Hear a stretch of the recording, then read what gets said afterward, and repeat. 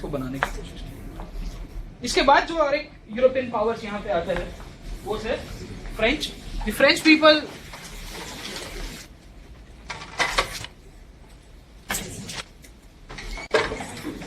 People were the last to enter as we saw 1664 के अंदर यहाँ पे आते हैं। स्टोरी ऐसी है कि 1664 के अंदर फ्रेंच किंग हुआ करता था लुई 14 एंड उसका फाइनेंस मिनिस्टर था Colbert. He told his minister कि आप भी कुछ करो because our rival countries in Europe are doing great business with the Indian colonies और इंडिया की आजू बाजू में जो भी साउथ एशियन कंट्रीज है उसके साथ साथ। और इसी के बैकड्रॉप के अंदर 1664 के अंदर भी फ्रांस के लोग जग गए और इनको भी लगा कि हमको एक कंपनी के एस्टेब्लिशमेंट कर देनी चाहिए। इन कोर्स ऑफ टाइम 1668 के अंदर ये भी यहाँ पे सूरत के अंदर एस्टेब्लिश करते हैं factory. The first factory eight Surat was establish in 1668। The second factory in 1669। 1669 के अंदर मसूलीपट्टनम के अंदर दूसरी फैक्ट्री को एस्टेब्लिशमेंट कर दिया जाता है। 1674 तक आते आते ये लोग Pondicherry and Chandernagore. Chandernagore is a place near Hooghly, Hooghly के पास बंगाल के अंदर है। Pondicherry is in Tamil Nadu currently. दोनों जगह पे अपना बेस एस्टेब्लिश करते हैं और यहाँ पे पौंडीचेरी इनका सबसे मेन बेस बन जाता है।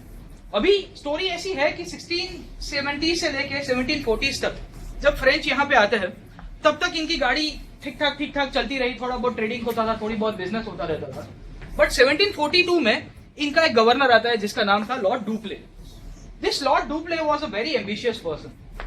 इसका मानना ऐसा था कि फ्रेंच लोगों को यहाँ पे शासन करना चाहिए, we should rule this place and he change the objective of the French company from commercial to imperial expansion.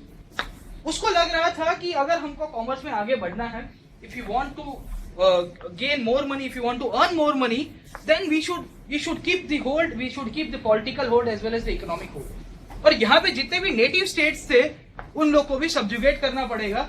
साथों साथ यहाँ पे बहुत सारी यूरोपियन शक्तियां थी जिसमें से सबसे पावरफुल यूरोपियन पावर था वो था इंग्लिश। अभी यू सी कि opening of new chapter takes place between the Anglo and the French rivalry, क्योंकि यहाँ पे अंग्रेज ऑलरेडी एस्टैब्लिश थे। ऑलरेडी 70 इयर्स, आपको ये चीज आप पकड़ लो कि 1600 से शुरू कर दो तो करीबन 140 years has passed by. The British were established, they had their own bases, they had their own trading pattern, they had their own business style. And when the French came, और फ्रेंच का ये भी ambitious governor general आ जाता है तो अंग्रेजों को पसंद आएगी। Will the Britishers like that the French person is coming from some other place in Europe and trying to hamper my business? And as a result of this thing, Carnatic Wars take place.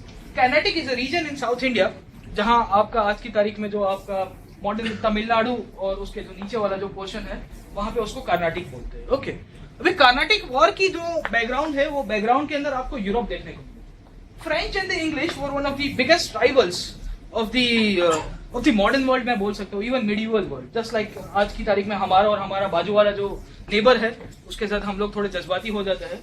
तो French और English के बीच में भी ऐसा ही था कि कहीं एक दूसरे के सामने निकल गए तो तलवार खींच देते थे। राइट फ्रॉम 12th-13th सेंचुरी इनके बीच में लड़ाइयाँ होती थी। तो ऐसी लड़ाई यहाँ पे 1740s के आसपास हो जाती है, 1700s के आसपास, कि जहां ऑस्ट्रिया नाम का एक देश है, आपको पता होगा। In Austria there was this succession war that was taking place, क्योंकि पहली बार ऐसा हुआ कि a woman was supposed to take the throne of Austrian, the Austrian king. Okay, वहां की रानी बनने वाली थी। On one side the British and the Dutch people supported Austria कि आपको बनना चाहिए, आपको रानी बनना चाहिए। एज यूजुअल द फ्रेंच, इनकी बनना नहीं था तो ये ऑस्ट्रिया के खिलाफ युद्ध पे उठक गए। सो यू विल सी कि वहां कुछ लेना देना नहीं है ऑस्ट्रिया नाम के प्रदेश के ऊपर। इंग्लिश और फ्रेंच झगड़ रहा है यूरोप के अंदर। वही बैकग्राउंड कमर्शियल मोटिव को चेंज करके इंपीरियलिस्टिक मोटिव की तरफ जाना, और इसके कारण ही ऑस्ट्रियन वॉर एक बैकग्राउंड बन जाता है कार्नेटिक वॉर्स का। The fight between the English and the French also started on Indian side for the supremacy. बोले यहाँ पे भी कुछ भी हो जाए, हम लोग को हमारा झंडा गहरा के ही रखना है, कुछ भी हो जाए, we are suppose to control Indian land also. ठीक है, तो कर्नाटिक वॉर की शुरुआत होती है। ऑलमोस्ट पहला Carnatic war take place between 1746 to 1748, the second Carnatic war between 1749 to 1754, the third Carnatic war between 1758 to 1763। 3 लड़ाइयां होती है। 3 लड़ाइयां के अंतर्गत जब से तीसरी लड़ाई हुई 1758 के और 1763 के बीच में, वहां पे 1760 में यहाँ पे वॉन्डी वॉश की युद्ध के अंदर फ्रांस की पतन हो जाएगा। इसके बाद you will see that the French power will be relegated and confined to few places in India जो आज की तारीख में आप पौंडीचेरी यूनियन टेरिटरी नाम से जानते हो। जस्ट लाइक द पोर्चुगीज को भी दीव दमन और गोवा के अंदर कन्फाइन कर दिया गया। डच को तो निकाल ही दिया कि बोले तुम जाओ आपका इंडोनेशिया की तरफ, यहाँ पे रहो ही मत। यहाँ पे जो फ्रेंच पावर थे, फ्रेंच को भी कन्फाइन कर दिया जाता है, और वही कन्फाइनमेंट आपको ये 3 युद्ध के अंदर पता चलेगी। So now you try to remember the first slides we saw, जहां पे क्या हो रहा था। युद्ध हुआ, कितना युद्ध हुआ? एक से ज्यादा युद्ध किया कि कम किया? More than one war. Essentially you will C kinetic Wars 1, Marathas के साथ 3 लड़ाई, मैसूर के साथ 4 लड़ाई, सिख के साथ 2 लड़ाई। Not a single state was there जिसके साथ एक लड़ाई के अंदर इन्होंने, जो बड़ा स्टेट था, मतलब चिंटू पिंटू स्टेट्स को तो आराम से ये लोग सब्जुगेट कर देते थे, बट जो भी बड़े स्टेट्स थे उनके ऊपर बहुत ही टाइम लगता था। Okay, so this was the place Carnatic, जो आपका यहाँ पे जो साउथ इंडिया के अंदर आज की तारीख में जो तमिलनाडु एस्टेब्लिश्ड है वहां पे ही था, और उसका कैपिटल हुआ करता था आरकोट, और आरकोट में इन्होंने अपना बेस बनाया था। ओके, बैकग्राउंड के अंदर यहाँ पे आ जाता है फर्स्ट कर्नाटिक वॉर का थोड़ा बहुत ब्रीफ ओवरव्यू लेंगे। वॉर्स की डिटेल में मैं नहीं जाऊंगा क्योंकि बहुत ही टाइम चला जाएगा, क्योंकि उसमें वही होगा, ये घोड़े से गिरा, ये हाथी से गिरा, और इसने ये किया और पीछे से बख्तर मार दिया, all this things. Okay, so Lord Dupleix, मैंने आपको बताया कि 1740 का टाइम था, उसको फ्रांस से भेजा जाता है कि कुछ करके आओ, कुछ तूफानी करो, and he was very ambitious. तो बोले मैं कुछ ना कुछ कर ही दूंगा कुछ भारत को इसको लिए। एंड 1746 में सबसे पहले ये भाई साहब आके करते हैं कि फ्रेंच एक इनका बेस था पौंडीचेरी के अंदर, इसके इर्द गिर्द, वहां पे मद्रास नजदीक पड़ता है, ठीक है, तो वहां पे मद्रास को कैप्चर कर। भी मद्रास में ऑलरेडी मैंने आपको बताया कि अंग्रेजों का ऑलरेडी फोर्ट हुआ करता था, तो वो फोर्ट के कारण एक तो उनको फटका पड़ गया कि यार मेरा फोर्ट जा रहा है। इसके साथ साथ it was one of the biggest trading centre, और वहां पे एक कर्नाटक जो स्टेट था उसका नवाब भी था, तो उसको भी फटका पड़ा। तो ये सब चीजों को देख के इंग्लिश को लगा कि now it's time for retaliation, हमको कुछ ना कुछ तो बदला लेना पड़ेगा, ये चीज नहीं चल सकती। And the British response took place. The British response in return, इन्होंने बोला कि तुम मद्रास लेगा, मैं तेरा पौंडीचेरी ले लूंगा। ओके, हो गया tit for tat.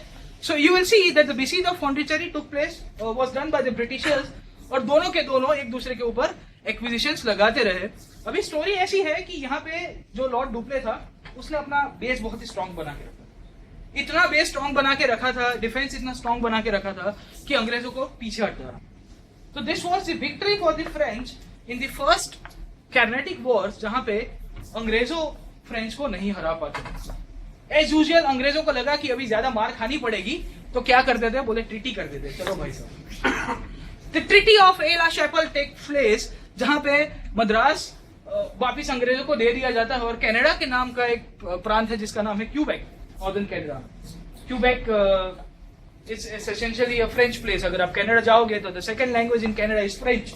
Once upon a time Canada was used to be ruled by the French people, और आज की तारीख में आपने टोरंटो क्रॉस कर दिया, टोरंटो क्रॉस करके ऊपर की साइड गए, या आप थोड़ा वेस्ट की साइड जाने की कोशिश करोगे तो वहां पे बहुत ही फ्रेंच भाषा बोली जाती है। मॉन्ट्रियल, क्यूबेक, ओटावा, बहुत सारी जगह है जहाँ पे कैलेगरी में भी थोड़ी बहुत फ्रेंच बोली जाती है। अभी कनाडा के अंदर थर्ड लैंग्वेज भी ऑफिशियल होगी, वो है हमारी Punjabi. Okay, you see the multiculturalism, कि जहाँ पे the defense minister is of Indian origin, the Sikh defense minister.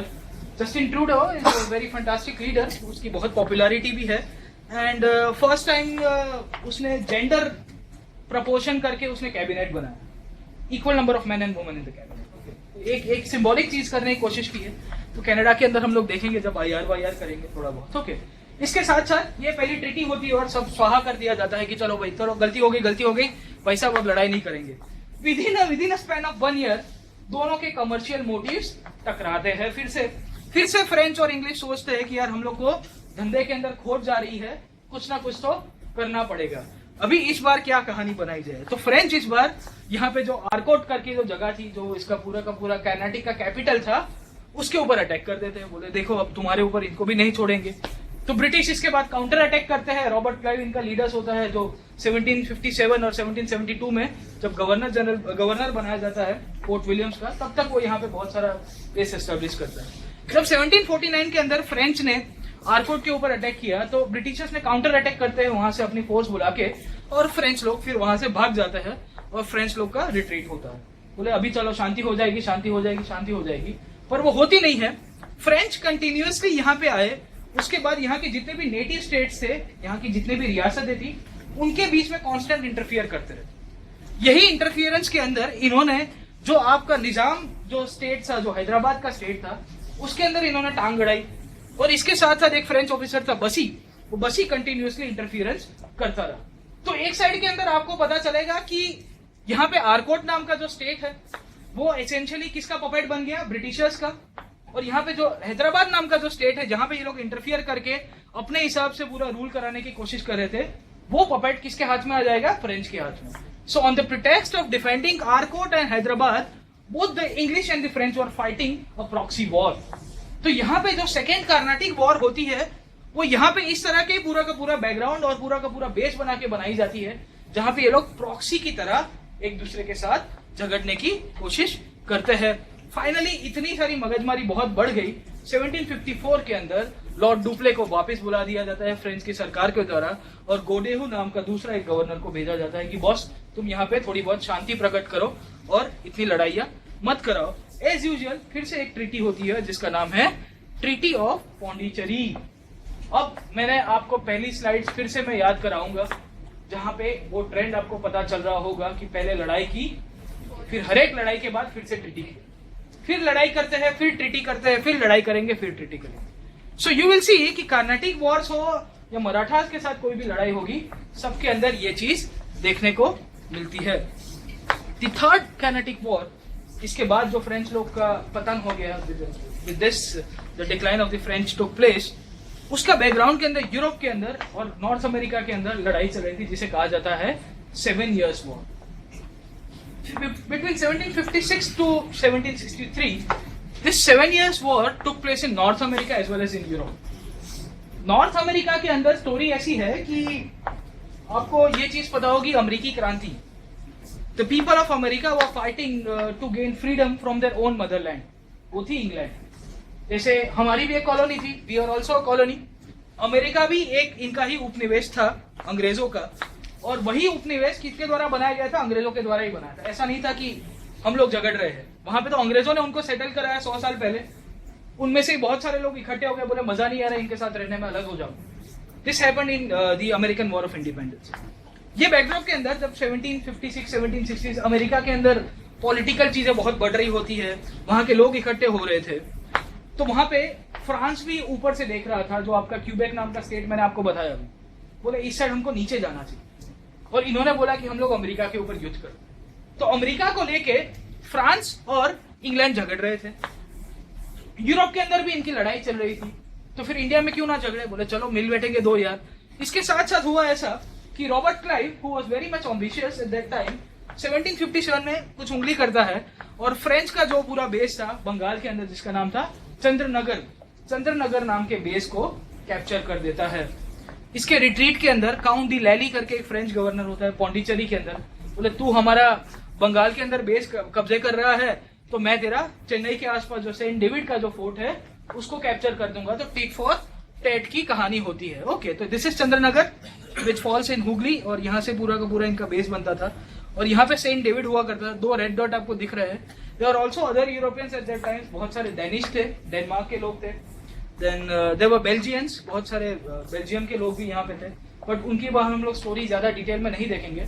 पर 2 चीज बहुत मैटर कर रही थी, चंद्रनगर को ये रॉबर्ट क्लाइव यहाँ पे कैप्चर कर देता है, इसके साथ साथ उसके रिट्रीट के अंदर पौंडीचेरी के पास नजदीक जो सेंट डेविड करके फोर्ट था उसको फ्रेंच कैप्चर कर देते हैं। तो टिट फॉर टैट की स्टोरी चलती है। इसके बाद इनकी वॉर बहुत एस्केलेट हो जाती है, बहुत लड़ाइयां चलती है, and finally on 22 Jan 1760 at the battle of Wandiwash the French were defeated. French के लोगों का पतन 1760, और जो तीसरा कर्नाटिक वॉर चला था 1758 से लेके 1763 के बीच में, वहां पे हुआ। And with the ending of 7 Years' War again one more treaty was signed, और ये ट्रीटी नाम था ट्रीटी ऑफ पेरिस, पेरिस का समझौता। पेरिस नाम की जगह बहुत खास है। पहले विश्व युद्ध के बाद पेरिस का शांति समझौता हुआ था, पीटीटी कहते हैं, वर्साय की संधि। पेरिस एक ऐसी जगह है, दूसरी एक जगह है Shimla. Yes, I am not joking यार, आपको मजाक लग रही होगी। Shimla is one such place कि एक तो वेबल प्लान हुआ था 40s में, वहां पे लॉर्ड वेवल लेके जाते जिन्ना और गांधी को, बोले मिल बैठेंगे 2000, पर हुआ नहीं कुछ। फिर 72 के अंदर वापिस होता है, इंदिरा गांधी उनको बुलाती है भुट्टो साहब को, बोले आप आओ यहाँ, फिर भी कुछ नहीं होता। You see there are some places कि जहाँ शांति करने की कोशिश करोगे तो अशांति बढ़ जाती है। पेरिस के अंदर भी ऐसा ही होता है, क्योंकि यहाँ पे जब फर्स्ट वर्ल्ड वॉर के अंदर भी बहुत ही डिस्क्रिमिनेशन हुआ था जर्मनी को, हम लोग देखते हैं जब वर्ल्ड हिस्ट्री के अंदर आएंगे। क्या क्या इनके मेन पॉइंट्स है पेरिस पीस ट्रीटी के, इसको जानने की कोशिश करते हैं। The first point was the French possessions in India were made protectorate state. France को यहाँ भारत के अंदर जितनी भी मिलकत थी, उनकी जितनी भी जमीन थी, वो उनको प्रोटेक्टोरेट स्टेट बना दिया जाता है। इसके बाद फ्रांस के लोग कोई भी अपनी स्टैंडिंग आर्मी नहीं रख सकते, और जिसकी जो प्रोटेक्शन की जो जिम्मेदारी होगी वो किसकी होगी? ब्रिटिशर्स की होगी। Okay, the French position in India were made protectorate state, no fortification was allowed. बोले किला नहीं बना देंगे। बाजीराव मस्तानी देखी होगी किले का क्या इंपॉर्टेंस है, ट्रॉय देखा होगा सब लोग ने। No, forts played a very historical role and very important role in the defence of any of this kingdoms. आज की तारीख में भी फोर्ट का ठीक है, मतलब कैपिटल सिटी जो होगा, जैसे कैपिटल सिटी आपका डाउन हुआ, आपका पूरा का पूरा जितना भी एम्पायर है वो एक ही झटके में साफ हो गया। Forts played a very historical role. तो यहाँ पे अंग्रेजों को पता था कि यहाँ पे फोर्ट बनाएंगे तो फिर से वहां पे फोर्ट, ऐसे छोटे छोटे तो फोर्ट्स हुआ नहीं करते थे। फिर सी ए फोर्ट, तो वहां पे आर्मी के बड़े बड़े कंटीजेंट्स रखे जाते हैं, बैरक्स होती है, ट्रेनिंग होती है। तो अंग्रेजों को पता था कि यहाँ फिर से फोर्ट बनाएंगे तो कल उठ के लॉर्ड डुप्ले का भाई आ जाएगा, लॉर्ड ट्रिपले आ जाएगा, तो ट्रिपले आके कुछ और कर देगा, इससे अच्छा बंद कर दो फोर्ट बनाना। तो no standing army, no fortification of fort. इसके साथ साथ फ्रेंच को बहुत कन्फाइन कर दिया भारत के बहुत सीमित विस्तारों के तक। यहाँ पे Pondicherry was the main place, there were other places in India, they are still consider in the Pondicherry territory, union territory जो है वो है Karaikal, one is in Yanam Andhra Pradesh के अंदर है, एंड माहे इज इन केरला। तो अगर पॉलिटी के अंदर या कहीं पे क्वेश्चन आ जाए या जीके का कहीं क्वेश्चन आ जाए तो पौंडीचेरी यूटी खाली पौंडीचेरी और मद्रास तमिलनाडु के अंदर है, तो वो स्टेटमेंट गलत हो जाएगा, क्योंकि it is spreaded across 3 states, Tamil Nadu, Andhra Pradesh and Kerala. वो याद रखने की कोशिश करिएगा। यहाँ से थोड़ा एनालिटिकल क्वेश्चंस की तरफ जाते हैं, जहां आजकल यूपीएससी थोड़ी बहुत हरकतें कर देता है। What were the reasons for the French defeat? जैसे इसने पानीपत को लेके पूछ दिया था, जज्बाती हो गया था कि बोले पानीपत में क्यों युद्ध हुआ, वो तो मुझे पता, और ठीक है मुझे क्या पता, लोधी को पता, और ठीक है बाबर को पता, पानीपत में क्यों युद्ध हुआ पूरा का पूरा। What were the reason for the French? उन लोग का मन किया, बोले वहां लड़ लिए, क्या फर्क पड़ता है, आपको 12.5 नंबर में पेपर के अंदर परेशान किया उसने। What were the reason for the French defeat? पहले देखते हैं French East India company. This was a state enterprise. आज की तारीख में आप लोग को पता होगा कि ये पीएसयूज है, पब्लिक सेक्टर अंडरटेकिंग्स।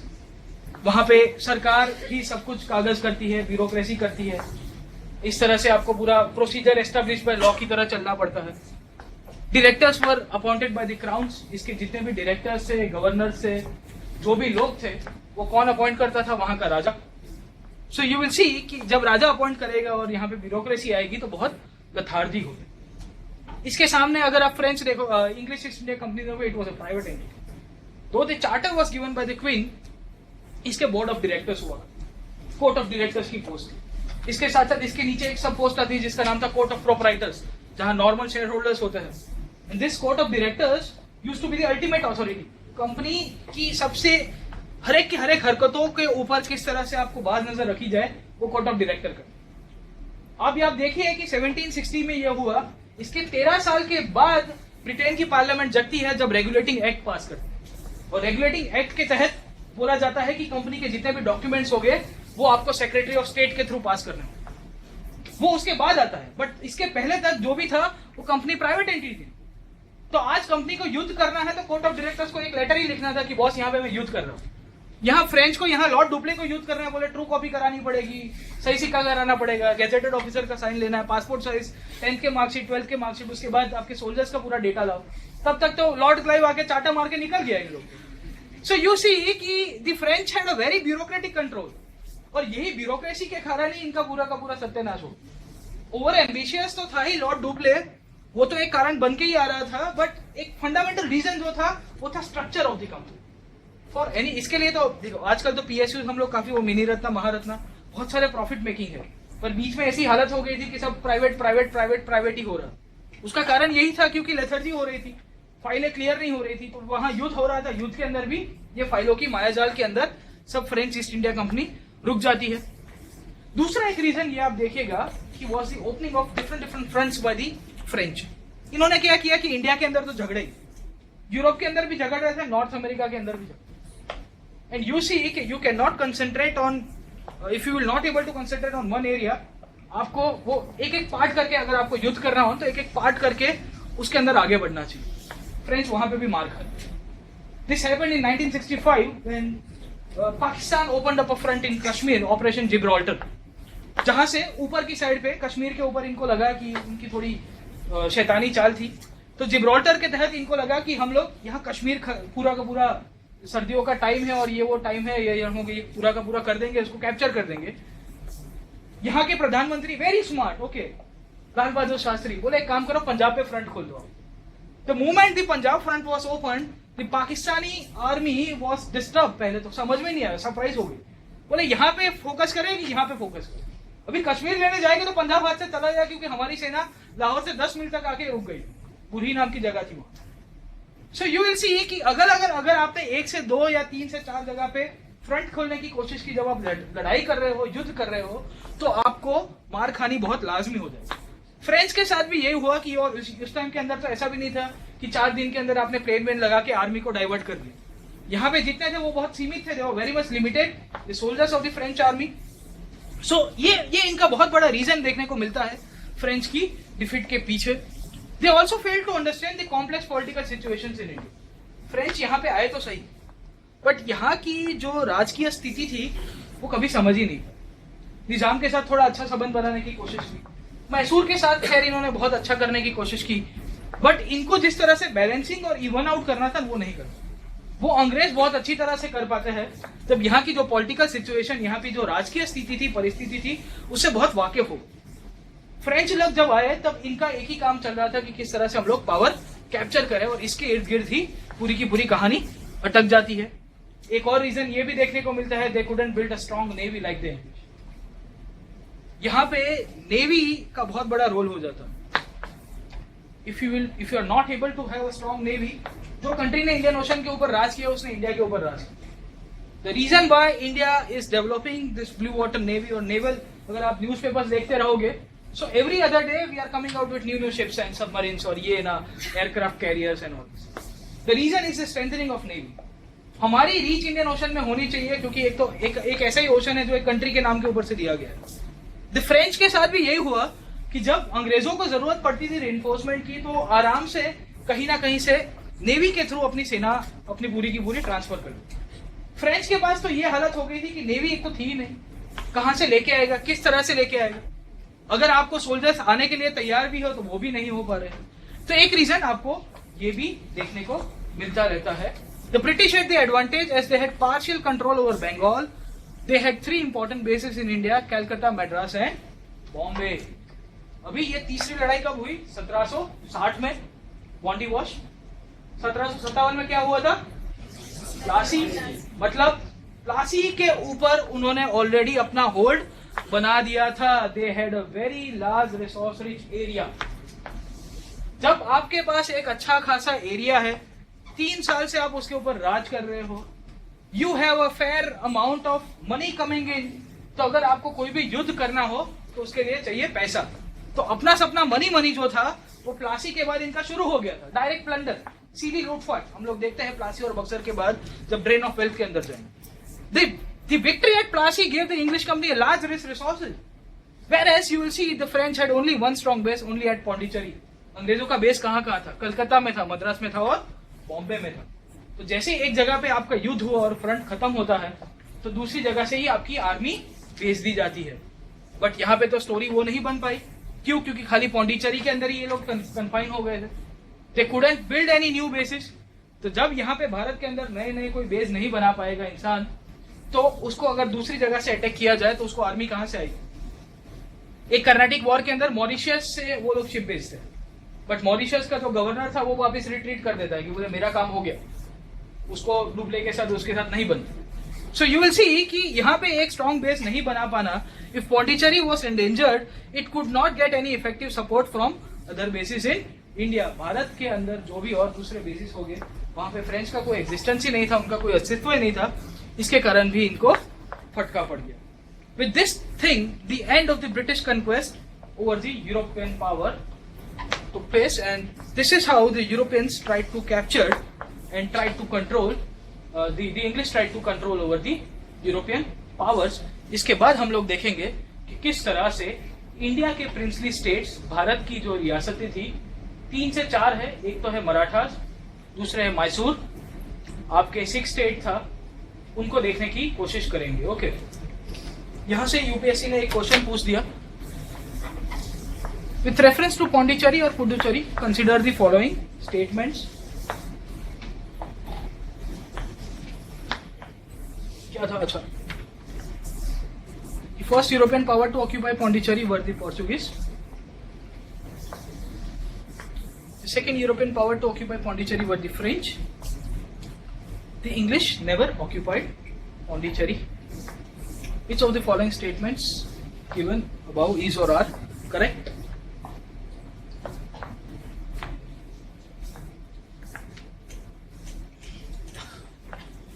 क्या आएगा?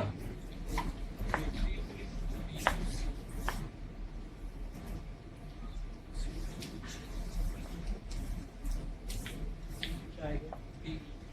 D आएगा. How many for A? 1 for A. How many for B? B के लिए कोई नहीं है. 2 and 3. The second European power to occupy Pondicherry were the French. C के लिए कितने हैं? कोई भी नहीं. D के लिए all of them. बाकी सब छोड़ देंगे. सिंपल क्वेश्चन है, ऐसा छोड़ दोगे तो फिर हिस्ट्री के एक भी क्वेश्चन नहीं अटेम्प्ट. ये तो ऊपर से ये तो कन्फाइंड है कि 2-3 बुक्स पढ़ ली तो आप आराम से अटेम्प्ट तो करके आओगे, गोल्ड डॉट तो हो जाएगा. बाकी वाले तो बाकी 20-30 क्वेश्चन ऐसे होंगे जो आपको पता ही नहीं होगा कि कहाँ से आया, तो वो तो आपको सरप्राइज मिलेगा वहां पे. पहले देखने की कोशिश करते हैं. तो the first European power to occupy Pondicherry were the Portuguese. This statement was right. I said in the before only, जब मैंने पोर्चुगीज का इंट्रोडक्शन दे रहा था तो मैंने आपको ये चीज बताई थी कि पोर्चुगीज यहाँ पे आते हैं, धीरे धीरे साउथ इंडिया में अपना बेसिस बनाते हैं. और मैं शायद बोला भी था कि पौंडीचेरी के अंदर इन्होंने एक बेस बनाने की कोशिश की थी. The second European power to occupy Pondicherry were the French. अभी ये थोड़ा प्रश्नार्थ वाला चिन्ह है, जनरली इसको एलिमिनेट कर सकते हो. एक तो पौंडीचेरी आप देखिए, सेकंड कौन आया यहाँ पे? डच आए. तो डच ठीक है, मसूलीपट्टनम से नीचे ही है पौंडीचेरी, तो वहां पे तो आ ही गए होंगे, साउथ इंडिया के अंदर है. ज्यादा से ज्यादा तो वही होगा कि चलो आए ना आए तो इसको छोड़ दो, चलो इसको क्वेश्चन मार्क वाला छोड़ दो. तीसरा स्टेटमेंट को देखो, that the English never occupied Pondicherry. This is right. अंग्रेजों ने किया था, कब किया था? फर्स्ट कैनेटिक वॉर के दौरान. याद करो, जब लॉर्ड डुप्ले ने मद्रास के ऊपर अटैक किया तो इन्होंने क्या किया? रिटर्न में बोले पौंडीचेरी हम ले लेंगे, तुम मद्रास ले लो. So you will see that the English never occupied Pondicherry is a wrong statement. ठीक है, तो पहला वाला निकल गया. अब आप देखिए कि आपका जहां जहां थर्ड वाला ऑप्शन आ रहा है उसको आप नेगेट कर सकते हो. थर्ड वाला गलत है तो आपको 2 and 3 तो अपने आप नेगेट हो गया ना. This can not be the right alternative. Only 3 वाला भी नहीं होगा. This can not be the right alternative. The right alternative कौन बचता है? Answer is. So at times you have to use this elimination method, और एलिमिनेशन मेथड का ही सहारा लेके थोड़ा बहुत आप इसको खेलने की कोशिश करिएगा. दूसरा एक क्वेश्चन पूछ दिया, with the reference to the entry of Europeans power in India, which of the following statement is not correct? इनमें से कौन सा सही नहीं है? The Portuguese captured Goa in 1499. English opened the first factory in south India in Masulipatnam. In Eastern India, the company opened its first factory in Orissa in 1663. Under the leadership of Dupleix, the French occupied Madras in 1746. Okay, is not correct. क्या है इसमें से कौन सा आएगा? Which one of is the not correct? अभी इसमें तो डायरेक्ट ABCD है, देखो तो सही. मैंने कहा 1 2 3 दिया, इसमें तुम ज्यादा अपना लॉजिक लगा रहे हो. How many for B?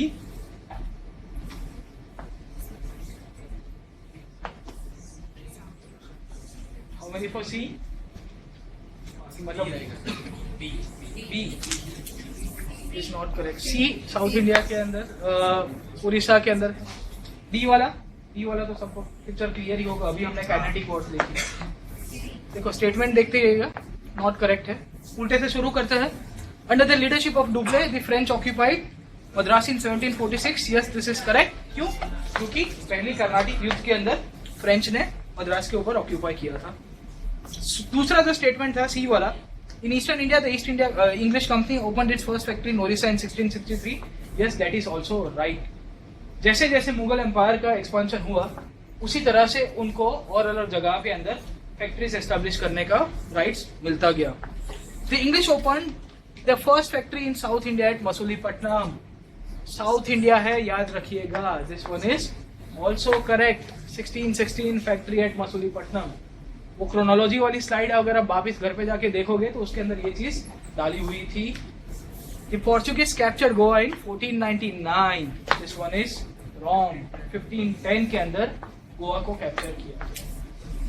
My reason, my intention is to only make you aware about these dates because UPSC keeps on asking these dates from this portion of introduction to the modern history or the pre-modern history. Okay, Portuguese captured Goa in 1499. Shall we take a break?